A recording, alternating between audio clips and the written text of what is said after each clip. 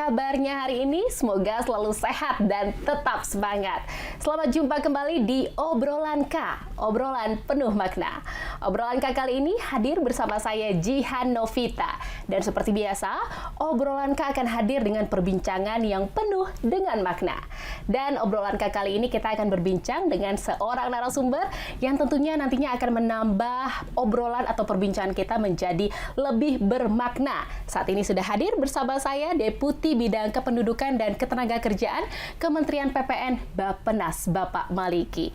Pak Maliki, apa kabarnya? Alhamdulillah Mbak Jihan, sehat. Gimana kabarnya? Kabar baik juga, sehat juga. Terima kasih loh Pak Maliki. Sama-sama. Menyempatkan waktunya untuk berbincang-bincang di obrolan K kali ini. Dan ini tentunya nanti sahabat Kompas akan mendapatkan insight baru dan juga banyak informasi yang didapatkan dari Pak Maliki. Terima kasih loh Pak Maliki. Insya Allah, Mbak. Baik, sahabat Kompas, pada periode antara 15 Oktober hingga 16 November 2022 yang lalu, Badan Pusat Statistik atau BPS telah menyelenggarakan pendataan awal registrasi sosial ekonomi atau Reksosek di seluruh provinsi di Indonesia. Dan informasi ini kami kutip dari situs resmi BPS, di mana Reksosek adalah upaya pengumpulan data yang mencakup profil, kondisi sosial, ekonomi dari tingkat kesejahteraan dan seluruh penduduk. Dan seperti yang dijelaskan dalam laman resmi dari BPS, Reksosek ini memiliki tujuan untuk menyusun satu data kependudukan yang dapat mendukung pelaksanaan berbagai program secara terintegrasi, menghindari tumpang tindih, dan juga meningkatkan efisiensi. Dan pada kesempatan kali ini, kita akan lebih mendalami lagi terkait dengan registrasi sosial ekonomi atau Reksosek untuk perencanaan pembangunan dan penyelenggaraan program di tingkat pusat dan juga daerah.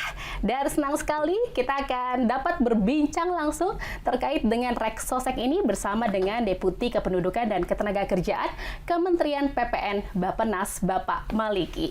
Baik, Pak Maliki, boleh diceritakan terlebih dahulu dong apa sih maksudnya Reksosek ini dan juga apa sebenarnya latar belakang pemerintah ini melakukan Reksosek?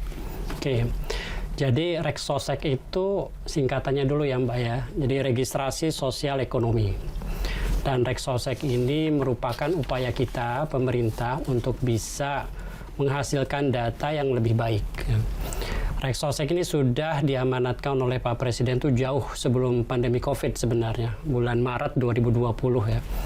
Nah, melalui arahan Pak Presiden, kemudian juga beberapa sidang kabinet, rapat internal juga, bahkan sampai kalau tidak salah dua kali sidang kenegaraan tanggal 16 Agustus.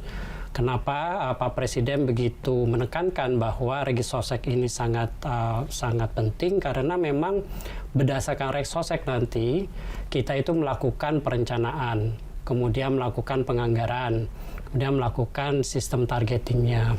Dan Reksosek itu tidak hanya digunakan oleh satu KL saja, tetapi digunakan oleh seluruh KL untuk menjadi acuan ya untuk melaksanakan program mereka. Kalau seluruh KL berarti kan kita tidak bicara tentang bantuan sosial aja, tetapi juga bagaimana kita melaksanakan program-program misalnya daya saing ya. Kemarin kalau tidak salah Kompas ini juga sudah memberitakan banyak sekali tentang kelas menengah. Kita tidak memberikan perhatian tentang kelas menengah. Nah, Reksosek inilah sebenarnya merupakan basis data nanti yang bisa kita gunakan untuk memberdayakan mereka. Jadi spend penggunanya itu cukup besar gitu. Jadi memang artinya adanya data dari Reksosek ini akan memperkecil atau bahkan meniadakan dari ketidaktepatan sasaran dalam pemberian bantuan sosial gitu ya Pak ya. Yeah. Dan artinya memang juga pengentasan kemiskinan ini akan berjalan lebih efektif. Seperti itu Pak Maliki. Ya, betul sekali ya. Jadi mungkin melanjutkan keterangan sebelumnya ya, bahwa kita sudah punya data nih konsep bahwa kita harus menggunakan atau membuatkan program namanya sistem registrasi sosial ekonomi. Tentunya sistem ini tidak hanya Bappenas yang melakukan, tetapi kita berbagi-bagi peran dengan kementerian lembaga lain. Tadi Mbak Jihan sudah menyampaikan ya, pendataan awal dilakukan oleh BPS ya. tentunya BPS juga berkoordinasi dengan lembaga lain, Kementerian Dalam Negeri, karena memang harus mengkoordinasikan di tingkat daerah. Kemudian nanti dengan data yang sudah ada, ini dikelola, kita bisa menggunakan nih dari perencanaan, tentunya Bappenas, kemudian nanti penganggaran, ini bersama-sama Bappenas dengan Kementerian Keuangan, kemudian nanti sistem targeting semua kementerian lembaga. Bagaimana kita menggunakan data di daerah, ada pembinaan pemerintah daerah oleh Kementerian Dalam Negeri. Kemudian juga pembinaan para pelaku di desa misalnya juga oleh Kementerian Desa ya. Kemudian nanti sistemnya, karena ini sistem akan cukup besar dan harus terinteroperabilitaskan ya antara sistem-sistem yang lain. Ini pun harus bisa dikelola oleh Kominfo nanti gitu. Nah, dengan prinsip itu sebenarnya Reksosek itu juga tidak meniadakan data-data lain, tetapi bagaimana kita bekerja sama mengintegrasikan data itu harus bisa konsisten, bisa mutakhir, ya, bisa terupdate, dan juga bisa saling informasi dari data itu. Kalau misalnya ada bansos yang diberikan keluarga A, dia sebenarnya bisa juga nggak sih eligible untuk dapat misalnya pemberdayaan. Pengelolanya kan bukan Kementerian Sosial aja. Misalnya Kementerian Tenaga Kerja juga mengelola itu. Jadi berbagi informasi itu membuat bahwa intervensi dari satu keluarga seharusnya bisa lebih lengkap. Ya, kalau misalnya cuma bansos saja, kita juga meninabobokan mereka kan. Nah, dengan interoperabilitas, dengan pemutakhiran, kemudian juga dengan berbagi pakai, inilah yang tadi masuk kepada hasil nanti ke depan, bagaimana kita bisa meningkatkan akurasi data itu sendiri. Karena selama ini kan memang kalau berdasarkan Susnas ini, akurasi data itu kurang dari 50%. Bansos ya, penyaluran bantuan sosial itu masih relatif di bawah 50%. Berarti kalau kita menyalurkan anggaran ya untuk bansos misalnya 73 triliun ya, berarti yang betul-betul diterima itu hanya berapa itu? 35 triliun kan sama daerah sama masyarakatnya gitu. Nah, kalau misalnya data ini sudah cukup baik, kriteria sudah ditentukan, BPS turun tangan tadi kan melakukan pendataan, karena memang tenaganya juga terlatih. Jadi dia bisa mendata, bisa melihat istilahnya situasi rumahnya, itu mereka sudah melakukan itu, ada datanya, dan kita sudah bisa menghitung kira-kira ini miskin atau tidak. Miskinnya dia ranking keberapa ya. Kalau nggak miskin, dia sebenarnya cocok untuk program yang lain misalnya seperti itu. Namun BPS pun tidak bekerja sendiri dalam hal ini. Karena setelah misalnya kita menentukan miskin dengan menggunakan perhitungan tadi, kembali lagi itu data ke pemerintah daerah. Kita meminta tingkat desa itu melakukan konsultasi publik istilahnya. Dengan kita memberikan data mereka, memberikan kriteria yang ada misalnya ekstrim, miskin, tidak miskin gitu ya. Nah, kita berikan kepada mereka. Dan mereka harus dengan pembekalan tertentu, mereka harus melakukan diskusi di tingkat RT RW ya. Di situ mereka harus menentukan ini benar nggak yang ditentukan oleh BPS. Miskin misalnya, terus mereka lakukan diskusi. Memang sangat bergantung nanti dari sisi kedewasaan juga ya, kedewasaan dari pemerintah daerah RT RW-nya dalam hal ini, bahwa di sini sebenarnya dia udah ada pekerjaan yang mapan sih, dia harusnya tidak harus dapat bansos dan tidak termasuk kategori miskin, misal seperti itu ya. Nah, hal-hal seperti ini juga termasuk pembelajaran ya, yang memang intentionally kita menginginkan mereka dilakukan pembelajaran. Nah, setelah dengan kriteria itu dari pemerintah daerah sudah ada reconfirm, baru masuk ke kita lagi. Jadi sebenarnya semua itu berdasarkan istilahnya tuh konsep partisipasi ya. Gitu. Jadi ini bisa lebih baik lagi. Tadi kembali lagi, apakah lebih akurat? Insya Allah lebih akurat. Ya. Nah, cuma kan dinamika masyarakat itu cepat sekali ya. Ya. Satu hari dia bisa kaya, satu hari lagi mungkin, apalagi sekarang kan situasi ekonomi agak kurang menentu ya. Mungkin tiba-tiba dia nyalek gitu ya. Terus dia menggunakan semua uangnya, kalah gitu kan, jadi akhirnya miskin kan gitu. Nah, ini jadi dinamika itu cukup luas, cukup cepat lah gitu. Jadi ini pun kalau sudah didata oleh BPS, bagaimana kita melakukan pemutakhirannya? Nah, dalam hal inilah seharusnya nanti memang data sudah akurat, tetapi tetap harus dilakukan pemutakhiran. Seperti misalnya ya, sekarang ini kan tadi bansos kan banyak yang tidak akurat ya. Misalnya program-program yang kalau nggak salah di DKI Jakarta ya, program apa istilahnya? KJMU ya, jadi katanya banyak juga nih mereka yang banyak yang protes ya, banyak yang tadinya menerima dengan kriteria yang ada jadi tidak menerima gitu ya. Mungkin harus disikapi dalam dua hal. Ya tentunya data saat itu kita sudah ada kriterianya.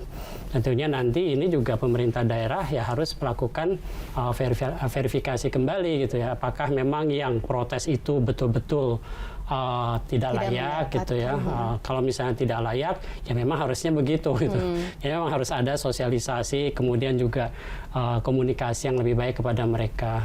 Tapi kalau misalnya tiba-tiba memang sebenarnya dulu itu tidak layak, sekarang layak menerima, itulah yang namanya dinamika yang memang harus kita terus verifikasi. Gitu. Jadi memang akan ada terus pemutakhiran data gitu ya, agar data yang menjadi acuan ini bisa dipakai dan digunakan. Tadi juga Pak Malika sudah sampaikan dan sudah katakan juga bahwa ini juga bukan melibatkan satu kementerian aja, tetapi juga beberapa kementerian yang memang bisa menggunakan data tersebut, bahkan pemerintah daerah juga gitu ya Pak ya. Lalu Pak Malika, sejauh ini siapa yang sudah menggunakan data dari Reksosek ini dan untuk kepentingan apa Pak? Ya, sebenarnya cukup banyak ya pemerintah daerah yang bisa melakukan itu. Jadi basisnya ini kita bicara tentang akses dulu ya, bahwa akses ini sudah terbuka. Jadi dari BPS data sudah diserahkan ke Bappenas karena memang kita mencoba untuk merencanakan bagaimana tata kelola data ini. Tapi kan kita tidak bisa menunggu ya tata kelola sudah terbangun baru kita bisa menggunakan data karena tadi dinamika yang cukup tinggi tadi ya. Jadi kami sudah sudah menetapkan keputusan Menteri PPN Bappenas bahwa data itu bisa diakses oleh pemerintah daerah, oleh kementerian lembaga, oleh masyarakat juga gitu. Nah, bagaimana cara mengaksesnya? Tentunya nanti ada informasi ya dari di Bappenas dan mereka harus menyampaikan surat permintaan. Sekarang ini cukup banyak pemerintah daerah yang memang kelihatannya juga kangen, rindu gitu, untuk data yang cukup akurat ya. Karena memang itu yang sering diberitakan di kalangan masyarakat, data mereka nggak bagus lah gitu. Nah, dalam hal ini mereka meminta akses dan kami lagi sedang banyak memproses ya. Karena memang begini, kita tidak hanya memberikan data ya. Jadi mereka meminta data terus kita berikan. Maksud kita untuk melakukan sistem registrasi sosial ekonomi ini selain memberikan data, kita juga harus membina mereka, ya, membina kementerian lembaga, membina pemerintah daerah, dan juga nanti kami harapkan si masyarakat itu sendiri. Kenapa? Karena pemerintah daerah pun ya mereka harus mempunyai kemampuan untuk bisa menggunakan data itu, harus bisa memelihara data, memelihara dalam artian bahwa dinamika tinggi berarti mereka harus terus melakukan pemutakhiran. Harus bisa terus menerima misalnya masukan dari masyarakat kalau kondisi mereka itu sudah berubah ya. Dan itu yang yang jarang kita lakukan ya. Makanya data itu udah punya tapi kita lupa untuk melakukan pemutakhiran gitu. Nah, dalam hal ini di dalam pemberian akses kita harus yakinkan dulu mereka mampu melakukan itu. Jadi melakukan pemutakhiran menggunakan data dengan benar dan juga bagaimana mereka bisa melakukan istilahnya interoperabilitas datanya, bagi pakainya itu seperti apa. Ya, jadi itu harus kita yakinkan di training dulu, kemudian kita juga melakukan mengembangkan sistem yang bisa mereka gunakan untuk mengakses data dan juga menggunakan data sistem tersebut untuk sistem perencanaan. Namanya Sepakat. Jadi Sepakat itu adalah sistem perencanaan pembangunan berbasis data Reksosek yang terpadu. Gitu. Jadi memang bagaimana kita menggunakan perencanaan itu tidak hanya berbasis Reksosek, tetapi juga sebenarnya di dalam Sepakat kita sudah menanam banyak data. data PODES misalnya, potensi desa. Itu ada data yang setingkat desa tentang berapa jumlah desa, berapa jumlah sekolah, berapa jumlah puskesmas, fasilitas-fasilitas lain. Jadi kita harus memadukan. Bahkan di Sepakat ini juga ada data ini, overlay kerentanan terhadap bencana, kerentanan terhadap banjir dan sebagainya. Ya, seperti itu. Ya, jadi ini menarik sekali ya Pak Maliki, tapi boleh sambil diminum dulu Pak kalau haus. Ya. Boleh loh sambil diminum, saya juga deh sambil minum temenin Pak Maliki. Ya, jadi ini memang menarik sekali ya Pak ya. Rexosec ini sebagai acuan data yang memang digunakan untuk bisa melihat profil, terus juga kondisi ekonomi, kondisi sosial penduduk yang ada di Indonesia. Ya. Nah, tadi juga disampaikan oleh Pak Maliki, memang ini sudah bukan hanya pemutahiran data yang memang terus dilakukan, tetapi juga peningkatan sumber daya manusianya yang mengelola dari data Rexosec ini.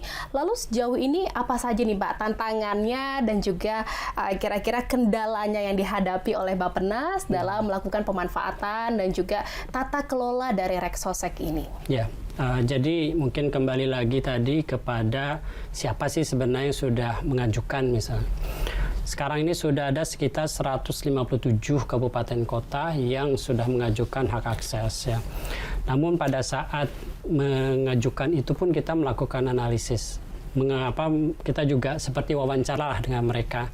Karena mereka juga kita juga harus tahu sebenarnya rencana mereka tentang data ini mau diapain sih gitu ya. Jadi kita melakukan juga interview lah dalam artian kepada mereka datanya mau diapain, mau dibuatkan program apa gitu. Kemudian rencana mereka terhadap data ini seperti apa. Kemudian juga mereka juga harus mempunyai kemampuan untuk menggunakan data di dalam perencanaan, penganggaran, penentuan target gitu ya, sampai akhirnya nanti bisa memadankan ya program-program yang ada di daerah. Nah, jadi ini tantangan kita nih, karena nggak banyak daerah yang bisa menjawab itu. Gitu. Jadi data ini mau diapain gitu? Ya untuk bantuan sosial gitu kan. Saya pikir memang itu bisa dilakukan, tetapi kan sebenarnya kan data ini bisa jauh lebih luas lagi.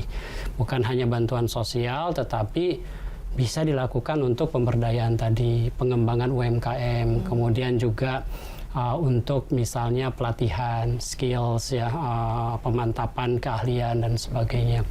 Saya pikir itu tantangan-tantangan yang ada di daerah.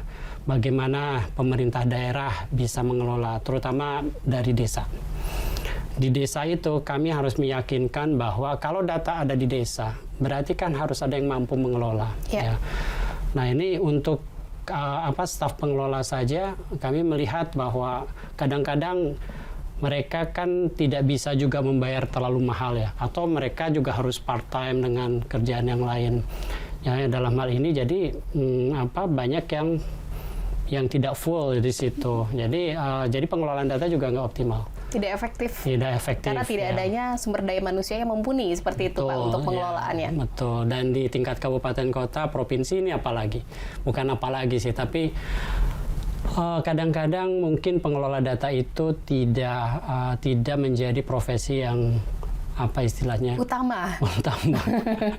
Kadang-kadang dipindahkan ke tempat lain, padahal kita sudah mentraining, kita sudah mendidik dia lah ya gitu. Jadi kita harus mendidik lagi yang lain. Jadi ini nih tantangan dari sisi sumber daya manusia, kesiapan pemerintah daerah, bagaimana mereka itu siap dengan data yang bagus ya. Belum lagi satu hal ya, kita juga sekarang mempunyai undang-undang pelindungan data pribadi. Yeah. Data pribadi kan nggak bisa kita pertukarkan dengan Excel saja gitu. Ini saya kasih nih data ini. Gitu. Saya sampai kaget kalau misalnya ada yang ngasih Excel data pribadi gitu kan. Seharusnya kan nggak seperti itu ya. Jadi memang itu yang juga harus kita pegang. Pengelola data dia harus bisa betul-betul menjaga kerahasiaan data itu. Kecuali memang dengan dengan pihak-pihak yang mempunyai tupoksi itu gitu. Dan itu pun harus mempunyai fakta integritas ya, bahwa data itu harus betul-betul aman. Kemudian tata kelola yang lain adalah bagaimana kita bisa menyambungkan antar sektor. Karena kalau data satu ya, misalnya cuma satu dipegang oleh satu pihak, kadang-kadang informasi dari pihak lain itu lebih berharga juga untuk bisa diinformasikan. Misalnya kita bicara tentang bansos ya. Bansos itu ada yang dari Kementerian Sosial. Waktu pandemi COVID itu ada yang dari provinsi, ada dari kabupaten kota, ada yang dari desa. Namanya BLT kan, itu semua cash semua tuh. Kalau data itu tidak dipertukarkan, satu keluarga itu mungkin bisa dapat banyak ya program-program itu. Jadi nggak efektif ya. Dan juga kalau misalnya itu kita sudah bisa berbagi pakai, oh si keluarga A seharusnya nggak punya tuh gitu. Sudah dapat dari desa dengan dengan jumlah yang sama. Seharusnya kan bisa di tempat lain gitu. Atau misalnya ini sudah dapat bansos, seharusnya nanti ibunya diberikan pelatihan dong untuk bisa misalnya membuat gorengan, membuat makanan sehingga dia bisa misalnya menjual. Atau bapaknya nih dia lulusan SMK tapi nggak punya kerjaan, dia harusnya bisa tuh mendapatkan pekerjaan di perusahaan las gitu ya. Bagaimana cara ke sana? Ini harusnya kan bisa diinformasikan sama Naker. Oke, kalau gitu saya ambil dia untuk dilatih mengelas. Gitu. Jadi bisa dibayangkan tuh, kalau semua dinas, semua kementerian lembaga memegang data yang sama, siap konsisten, dan mereka bisa berbagi pakai, itu bisa kita memberdayakan satu keluarga, satu masyarakat ya, itu jauh lebih cepat lagi. Lebih efektif juga. Lebih efektif. Jadi pertanyaan lagi Kompas ya sebelumnya, gimana nih kelas menengah nggak bisa naik-naik? Iya. Gitu. Seharusnya itu kuncinya. Jadi memang intinya adalah banyak program pemerintah yang seharusnya bisa menyasar kelas menengah. Tapi memang datanya kurang mampu gitu untuk bisa mengangkat itu. Program Kementerian Tenagakerja itu banyak keahliannya, bersertifikat. Tenaga las sekarang itu banyak dicari di mana-mana. Di BLK itu bisa menghasilkan pengelas dengan sertifikasi yang bisa diakui internasional. Mengelas kapal laut dari bawah laut itu juga banyak dibutuhkan tuh di Batam gitu. Nah seperti itu kan mungkin nggak hanya miskin ya, tetapi juga mereka yang memang mempunyai pengetahuan dasar ya. Dan saya sih melihat bahwa seharusnya program-program seperti itu bisa mengangkat kita untuk bisa lebih banyak kelas menengahnya. Jadi memang tantangan itu banyak juga ya Pak Maliki ternyata ya. Tadi ada sumber daya manusianya yang memang harus terlatih gitu kan. Terus juga ada kesiapan pemerintah daerah yang dalam mengelola data tersebut dan juga memanfaatkan data tersebut. Terus juga ada tadi perlindungan data pribadi, sama yang terakhir adalah integrasi dari kementerian lembaga ini untuk menggunakan satu data tersebut. Dengan tantangan-tantangan yang ada ini, kira-kira dari Bappenas ini apa rencana ke depannya nih terkait dengan Reksosek ini, Pak Maliki? Bappenas itu fungsi utamanya bermimpi. Ya. Bermimpi ke depan, kita mau apa sih? Dan ini kita sudah ada di ke depan ini mimpi kita untuk menjadi Indonesia Emas 2045 sebagai negara maju. Nah, salah satu persyaratan untuk itu, kita itu harusnya mempunyai data yang lebih baik ya. Dan sistem registrasi sosial ekonomi itu menjadi bagian dalam menuju data yang lebih baik tadi, akurat dan juga mutakhir dan sebagainya. Nah, kita sudah memasukkan di dalam RPJP, Rencana Pembangunan Jangka Panjang 2025-2045, 20 tahun ke depan, bahwa kita nanti harus mempunyai transformasi data menuju sistem registrasi sosial ekonomi yang tadi saya gambarkan, bahwa semua data itu harusnya bisa terkoneksikan sehingga mempunyai satu data yang konsisten. Kemudian itu juga kita juga terjemahkan di dalam 5 tahun ke depan ya, untuk yang kabinet ke depan ini melalui Rencana Pembangunan Jangka Menengah 2025-2029. Kalau RPJP nanti ditetapkan melalui undang-undang, RPJM ditetapkan melalui peraturan presiden. Dan ke depan ini kita sudah mulai lagi untuk menyusun rencana kerja pemerintah 2025 ya, dan itu nanti ditetapkan oleh peraturan presiden juga. Dalam konteks itu dalam konteks membangun membangun data yang terpadu, ini pun merupakan satu tugas kita di Bappenas untuk mewujudkan satu data Indonesia. Jadi satu data Indonesia itu sudah ada ya, itunya sekretariatnya, kemudian juga rencananya, dan Reksosek adalah salah satu bagian yang harus kita wujudkan menjadi satu data Indonesia juga ya, perwujudan satu data Indonesia. Nah, dari situ kita tentunya perencanaan sudah lengkap ya, dasar hukum perencanaan sudah lengkap. Kita harus juga membangun tata kelola dari registrasi sosial ekonomi itu sendiri. Bagaimana masing-masing kementerian lembaga mempunyai fungsi masing-masing sesuai dengan tugasnya. Tugasnya kan memang berbeda-beda, tetapi dengan berbeda-beda itulah kita mempunyai kekuatan masing-masingnya. Nah, pengelolaan tata kelola ini kita harapkan bisa diatur melalui Inpres, Instruksi Presiden.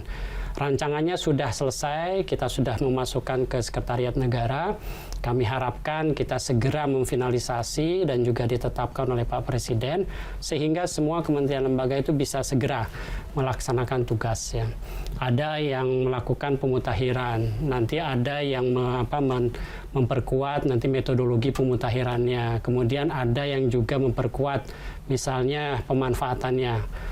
Kementerian Dalam Negeri harus bisa memastikan pemerintah daerah itu kuat kapasitasnya untuk melakukan pemutakhiran, pemanfaatannya, bagaimana nanti melaksanakannya, menggunakannya untuk perencanaan, untuk penganggaran, untuk sistem targetingnya.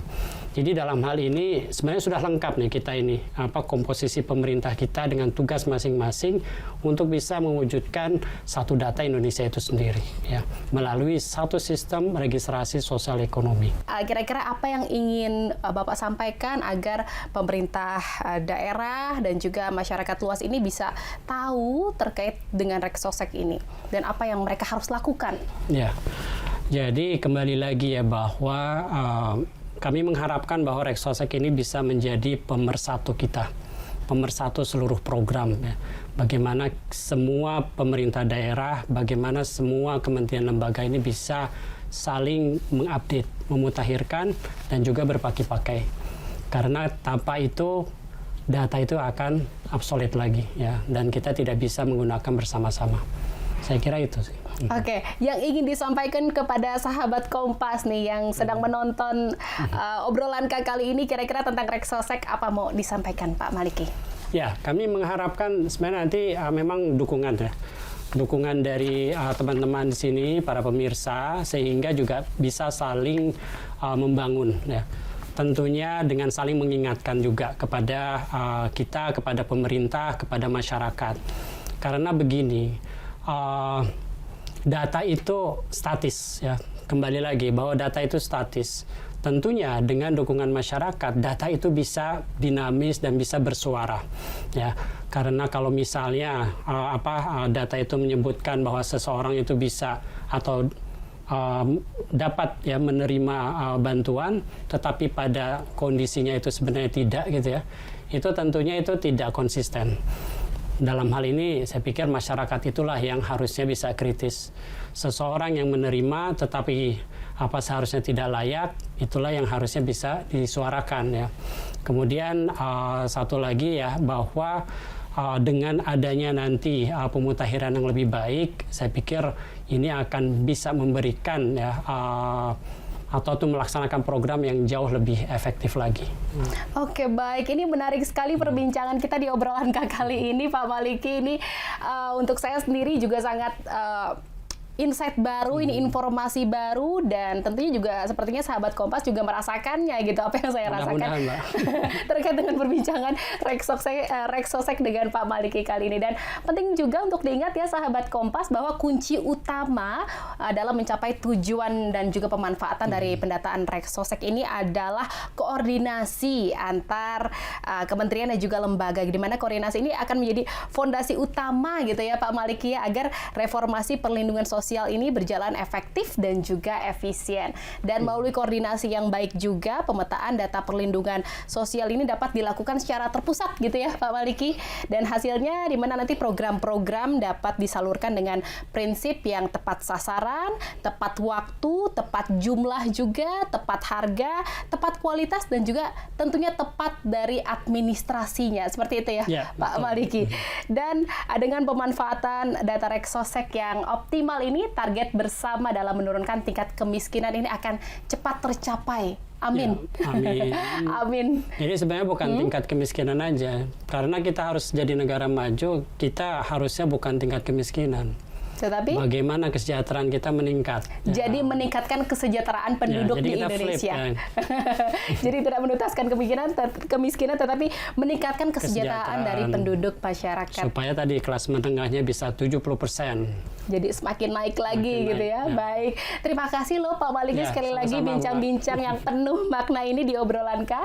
Dan sahabat Kompas, sesi podcast kali ini didukung oleh program kemitraan pemerintah Australia dan Indonesia yang diberi nama Program Skala. Dan nantikan episode podcast Program Skala selanjutnya. Terima kasih sekali lagi Pak Maliki atas bincang-bincangnya. Kita sama-sama bermimpi. Bermimpi itu baik ya Pak. Mewujudkan mimpi dan tentunya untuk meningkatkan kesejahteraan kita semua gitu ya Pak. Terima kasih sekali lagi, salam sehat dan makin sukses Pak Maliki dan juga Reksoseknya. Terima kasih. Terima kasih. Dan sahabat Kompas, demikian obrolan kali ini. Saya Jihan Novita pamit undur diri. Terima kasih. Sampai jumpa.